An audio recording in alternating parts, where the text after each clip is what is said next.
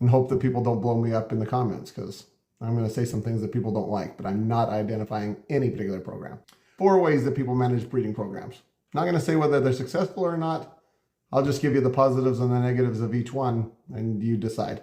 Trend followers, basically, I'm going to breed to whatever stallion appears on the cover of the magazines. So when you breed to those stallions, yes, there are benefits.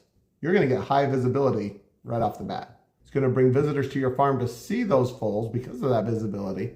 And so it's going to give you increased network connections. Downside is going to be narrowing the gene pool. It's going to be an oversaturation to where the top 5% of that stallion's foals are going to have a market, and the rest of them, regardless of how many championships they go and win, it's going to be oversaturated, and there's not going to be a desire for people to. You're breeding for flash in the pan rather than function in the arena. The media should be used as a tool, not as a compass on where to travel. Another breeding style is the shotgun approach.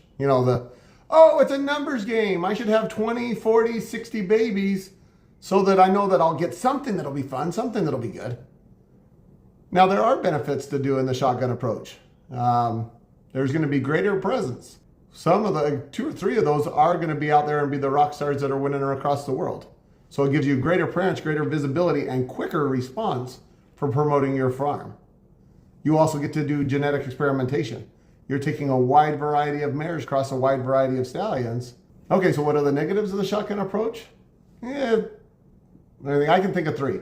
You're going to have a weaker reputation, because even though you might have hit the mark with those 2 or 3 that are across the world winning, the experienced breeder, the experienced Arabian enthusiast is going to know that there's those other 57 horses that are out there that are just not making the grade and don't have a good quality of life. There's also poor oversight usually when you have that many horses going on and that much in the breeding program. And then also comes the ethical concerns. I'm not putting any particular farm under the microscope, nor do I want anybody to do that in the comments. But when you're registering 20, 40, 60 babies, and actually let me back that up. When you're having 20, 40, 60 babies, there's that temptation to, I'm just going to give this baby away and not give any registration papers with it. What does that do to that horse's quality of life? It denies it from ever having a future. And there's serious ethical considerations in that. There's also the, hey, that's no big deal. We'll take those 20 babies and we're going to go drop them off at the Indian reservation, and we're going to go, join them to the herds in Montana and just, turn them loose and let them become wild horses. I would be very wary of somebody that gives you that advice, because if they're not going to be ethically obligated to the creature that they helped to create and participated in bringing to life, what ethical obligation are they going to have to you?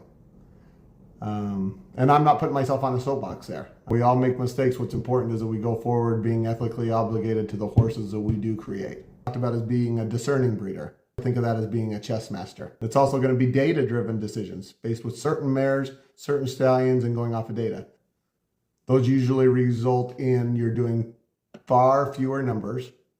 Let's see what the benefits in that. Quality control. Your quality is going to remain in the higher percentages. You're going to have stronger individual investment to make sure each one of those foals has a high quality of life and gets out and gets accomplished basically the measure of their creation. Now, what are the weaknesses of that? You have slower program growth. And it's with 1, 2, 3 winners coming out each year, it's going to take you a decade to get that farm notoriety that somebody else was able to get with that flash in the pan shotgun approach of having 40 babies. But ethically, you're going to feel much better about it. A breeder of being a preservationist. Now, if you're doing a preservationist and you're trying to breed with frozen semen to rescue bloodlines that got lost 30 years ago, if it's important to you, by all means do it. But we could make the argument that there's a reason that certain bloodlines got lost, is they just weren't competitive enough in their respective fields. And it doesn't matter if we're talking about working Western ranch horses, racing, or halter.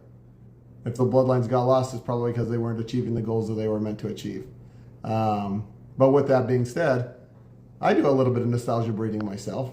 Just last summer, I dropped a pretty good amount of cash to buy an elderly mare, only because she traces all the way back to one of my parents, not the very first horse, but like their 3rd or 4th horse back in 1967. And I thought, wouldn't that be fun for me to be able to pass on to my son and his children a line that goes back to their grandparents. So I'm hoping I can get 1, maybe 2 foals out of that mare before she's over the hill far enough that she can't reproduce anymore.